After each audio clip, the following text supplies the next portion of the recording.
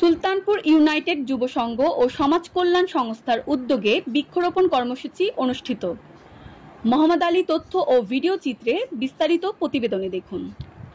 11 জুলাই রোজ শুক্রবার বেলা 10 ঘটিকায় মানিকগঞ্জের হরিরামপুর উপজেলা বলরা ইউনিয়নের সুলতানপুর ইউনাইটেড যুব সংঘ ও সমাজ কল্যাণ সংস্থার উদ্যোগে 1 শতাধিকেরও বেশি বৃক্ষরোপণ কর্মসূচি অনুষ্ঠিত হয়। এ সময় বক্তব্য রাখেন সুলতানপুর ইউনাইটেড যুব সংঘ ও সমাজ কল্যাণ সংস্থার সহ সাধারণ সম্পাদক সোহেল রানা, সহ সাংগঠনিক সম্পাদক সজীব হোসেন। এছাড়াও উক্ত অনুষ্ঠানে আরও উপস্থিত ছিলেন সদস্য জসিম উদ্দিন, সদস্য সুফিয়া বেগম, সদস্য রাজীব ও সদস্য শামসুল প্রমুখ। সুলতানপুর ইউনাইটেড যুব সংঘ ও সমাজ কল্যাণ সংস্থার সভাপতি অত্র এলাকার কৃতি সন্তান ও সমাজসেবক এবং প্রবাসী আশরাফুল ইসলাম ভুলু প্রোগ্রামের সফলতা কামনা করেন।